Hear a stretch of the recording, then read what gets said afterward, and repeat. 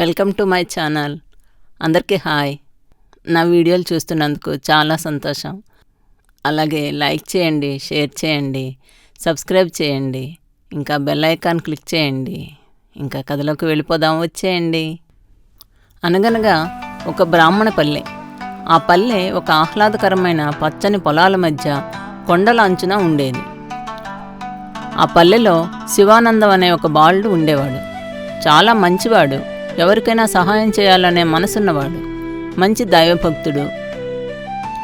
ఒకరోజు నది ఒడ్డున ఆడుకుంటూ ఉండగా ఇసుకలో ఉన్న పురాతనమైన మెరుస్తూ ఉన్న మరచెంబు కనిపించింది.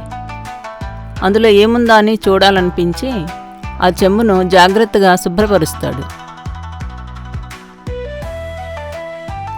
ఆ చెంబు మెల్లగా వెలుగుతుంది.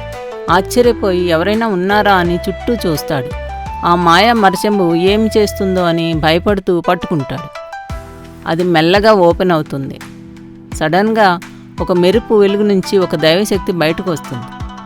బయటకు వచ్చి, శివానంద, భయపడకు, ఈ మరచెంబు మహిమగలది. ఇది అవసరమైనప్పుడు అక్షయపాత్రగా కూడా ఉపయోగపడగలదు. ఇది మంచితనం, దైవభక్తి ఉన్నవారికి మేలు చేస్తుంది అని చెప్తుంది. శివానందం తాను తన మనసును పవిత్రంగా ఉంచి అందరికీ సహాయకారిగా ఉంటానని చెప్తాడు.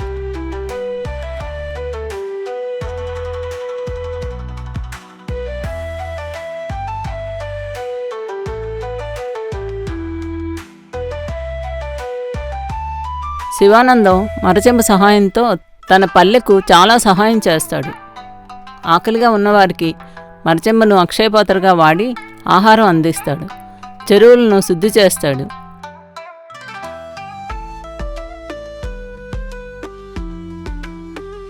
పల్లెలకు మంచినీటిని అందిస్తాడు. పల్లెలన్నీ కళకళలాడుతాయి. ఆ మరచెంబు దయకు చిహ్నంగా మిగిలిపోయింది. దయాద్ర హృదయం అంతులేని ఆశీర్వాదాలు తెస్తుందని అందరికీ గుర్తు చేస్తుంది.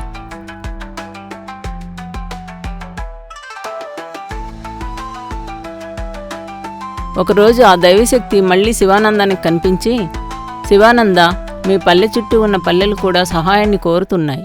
ఈ అక్షయపాత్ర సహాయంతో వారిని కూడా ఆదుకో అని చెప్తుంది. శివానందం సంతోషంగా అంగీకరిస్తాడు. ఆ దైవశక్తి ఆశీర్వదించి వెళ్ళిపోతుంది. శివానందం మళ్ళీ కొత్త సహాయానికి సిద్ధమవుతాడు.